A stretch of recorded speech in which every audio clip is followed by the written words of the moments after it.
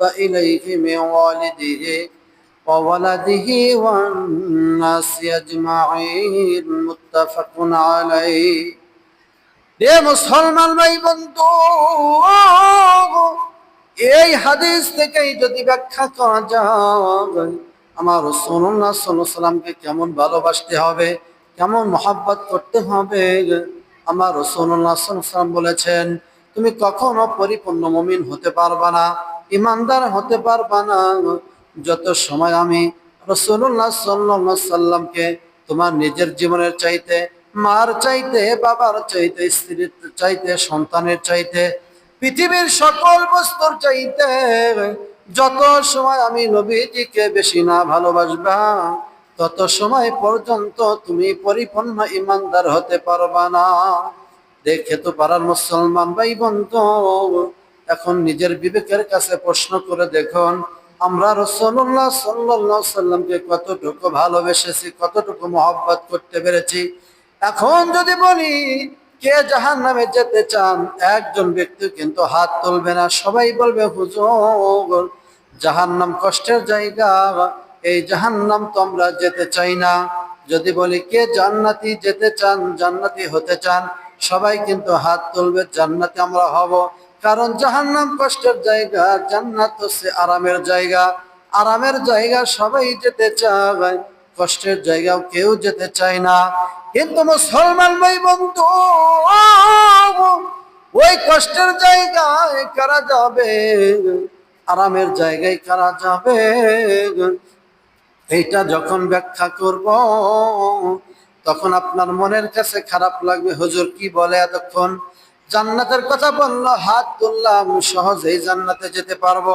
কিন্তু যখন ব্যাখ্যা দেয়, নিয়ম বলে, শর্ত দেয়, তখনই তো সমস্যা শুরু হয়ে যায়। হুজুরের কথা তখন ভালো লাগে না, মন মতন চলতে চায়। রে মুসলমান ভাই বন্ধু, আমার রাসূলুল্লাহ সাল্লাল্লাহু আলাইহি সাল্লামকে কেমন ভালোবাসতে হবে, কেমন মহব্বত করতে হবে। আমার বন্ধুগণ, হিজরতের রজনীতে রাসূলুল্লাহ সাল্লাল্লাহু আলাইহি সাল্লাম আবু বকর রাদিয়াল্লাহু তাআলা আনহুকে বলেছিল, দুইটা বর্ণনা আসছে, একটা বর্ণনা 6 মাস আগে, আর একটা বর্ণনা হলো 1 বছর আগে আবু বকর কেমন ভালোবাসা মহব্বত রাসূলুল্লাহ সাল্লাল্লাহু আলাইহি সাল্লামকে দিয়েছিলেন। আমার নবীজি বলেছিলেন, আপনার সাথে আমার সাথে আপনাকে হিজরতে আমি নিয়ে যাব। এতটুকু কথা বলেছেন আবু বকর, কবে আপনাকে আমি ডাক দেব সেই কথা আমি বললাম না, হিজরতের রজনীতে আপনাকে সঙ্গে নিয়ে আমি যাইব। এই কথাটুকু রাসূলুল্লাহ সাল্লাল্লাহু আলাইহি সাল্লাম আবু বকরকে বলেছেন। আবু বকর রাদিয়াল্লাহু তাআলা চিন্তা করলো, আমার দয়ার নবী, মায়ার নবী আমার দরজার কাছে এসে যদি বলে, আবু বকর, আবু বকর, আমি যদি ঘুমায় থাকি, আমার রাসূলুল্লাহ সাল্লাল্লাহু আলাইহি ওয়াসাল্লামের ডাক যদি শুনতে একটু দেরি হয়, কাফের মুনাফিক বেঈমানেরা আমার নবীজির ডাক শুনে আমার নবীজিকে কষ্ট দিবে, আঘাত করবে, মারবে। না না না, আমার নবীজি যাতে কষ্ট না পায়, কেমন ভালোবাসা মহব্বত দেখাইছিলেন আবু বকর। আমার বন্ধুগণ, ঈশার নামাজ পড়ে খাওয়া দাওয়া করে স্ত্রী সন্তান যখন ঘুমিয়ে পড়ে, আবু বকর রাদিয়াল্লাহু তাআলা আনহু দরজায় পিঠ লাগাইয়া দাঁড়াইয়া দাঁড়াইয়া থেকে ঘুমাইতে থাকে। এইভাবে আমার বন্ধু, লম্বা কথা শুধু এতটুকুই বলবো, আমার রাসূলকে কেমন ভালোবাসা লাগবে। ভালোবাসার কথা যেহেতু খুতবার মধ্যে আসছে, সময় কম, অল্প 2-1 মিনিটের মধ্যে হয়তো আলোচনা শেষ করতে হবে। রে মুসলমান ভাই বন্ধু, আমার আল্লাহ তাআলা ওহীর মাধ্যমে জানাই দিলেন, নবী গো, এই মুহূর্তে আজকের এই রজনীতে আপনার ঘরের চারপাশে কাফের বেঈমানেরা তরবারি নিয়ে দাঁড়িয়ে আছে। এই মুহূর্তে আপনি আলী রাদিয়াল্লাহু তাআলা আনহুকে আপনার বিছানায় ঘুমাইয়া আপনি ওই রাস্তাতে বের হয়ে যাবেন। আমার নবীজি বললেন, চারপাশে কাফের বেঈমানেরা তরবারি নিয়ে দাঁড়িয়ে আছে, ওদের সামনে আমি কিভাবে বের হব? আমার আল্লাহ তাআলা ওহীর মাধ্যমে জানাতে নবী গো নিচ থেকে একটু বালু হাতে উঠান, কুরআনুল কারীমের একটি আয়াত পড়ে এই বালুর উপর আপনি থু দিয়ে দেন, একটু ফু দিয়ে দেন, ফু দিয়ে দেন, দায়িত্ব আপনার। এরপরে বাকি কাজ আমি আল্লাহ কিভাবে করতেছি আপনি দেখেন। আমার রাসূলুল্লাহ সাল্লাল্লাহু আলাইহি সাল্লাম যখন বালু উঠাইয়া ফু দিয়া দিলেন, আমার আল্লাহর কুদরতি ভাবে প্রতিটা কাফেরের চোখের ভিতরে পুরাটা বালু যখন ঢুকাইয়া দিলেন, চোখগুলো নাড়াচাড়া করতেছেন, ওদের কাছ দিয়ে আমার রাসূলুল্লাহ সাল্লাল্লাহু আলাইহি সাল্লাম বের হয়ে আসলেন। আমার আল্লাহ তাআলা এমন কৌশল করলেন, তারা টের পাইল না, তারা বুঝতেও পারলো না। আবু বকর রাদিয়াল্লাহু আনহু দরজায় গিয়ে মাত্র একটা ডাক দিয়েছে। আবু বকর ডাক দেওয়ার সাথে সাথে দরজা খুলে দিল। খুলে দেওয়ার পর জিজ্ঞেস করলাম, আবু বকর গভীর রাত্রে আপনাকে এক ডাক দেওয়ার সাথে সাথে কেন আপনি দরজা খুললেন? আপনি কি ঘুমান নাই? রাসূলুল্লাহর কথা শুনে আবু বকর ডাক দিতেছে, নবী গো, ওই যে 6 মাস আগে বা 1 বছর আগে আপনি বলেছেন আবু বকর হিজরতুল রজনীতে আপনাকে সাথে নিয়ে যাব।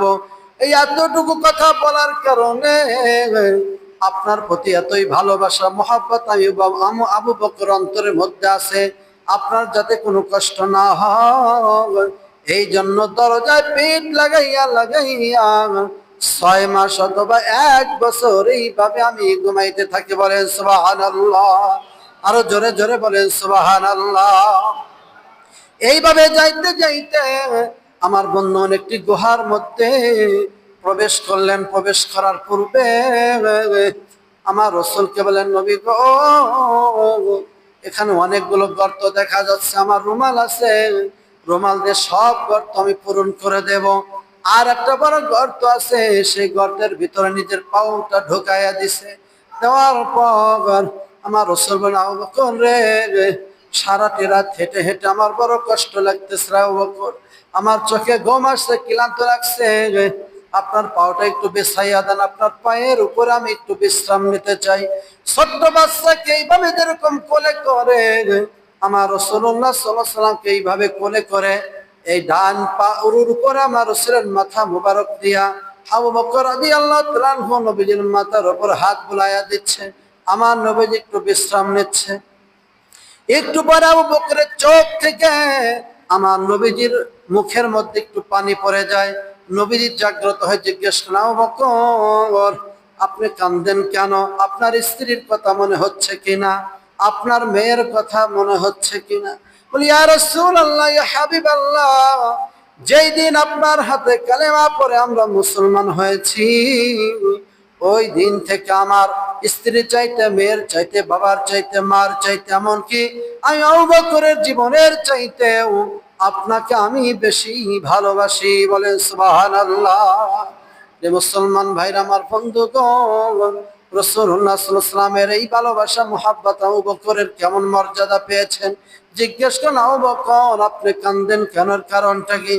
নবী গো, সব গর্ত আমি ডেকে ফেলেছি, আটকে দিয়েছি। একটা গর্ত, বেশি বড় গর্ত ছিল, ওই গর্তের ভিতরে পা দিয়েছি, পার ভিতরে আমার মনে হচ্ছে সাপ দংশন করেছে।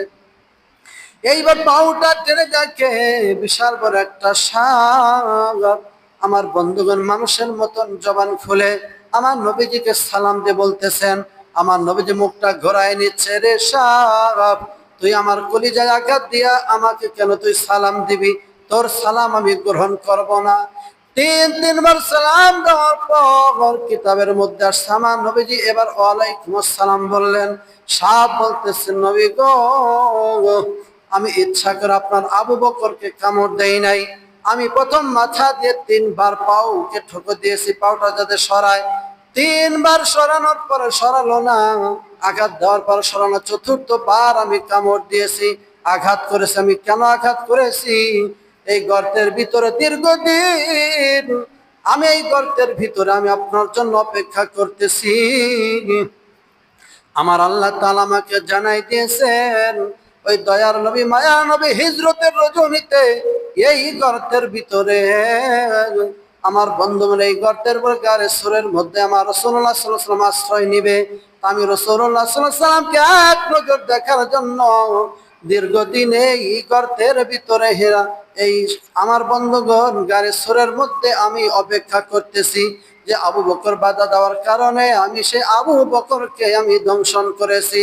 রে মুসলমান ভাই আমার বন্ধুগণ, ওই দিন আমার রাসূলুল্লাহ সাল্লাল্লাহু আলাইহি সাল্লাম আবু বকরের ভালোবাসায় মহব্বতে অন্তর দিয়ে জবান থেকে একটা কথা বের হয়েছিল, সারা পৃথিবীর মানুষের নেকির পাল্লা যদি এক পাল্লাই করা হয়, এই হিজরতের রজনীতে যতটুকু ভালোবাসা মহব্বত আপনি আমার জন্য করেছেন, আমি রাসূল বললাম একদিনকার আমলের পাল্লা সকল মানুষের আমলের চাইতে আপনার আমল বেশি হয়ে যায়। বলেন সুবহানাল্লাহ। এইরকম ভালোবাসা মহব্বত দিয়েছেন সাহাবা ইকরাম। এইভাবে অসংখ্য সাহাবীদের জীবনী আছে রাসূলুল্লাহ সাল্লাল্লাহু আলাইহি ওয়াসাল্লামকে জীবনের চাইতেও বেশি ভালোবেসেছেন।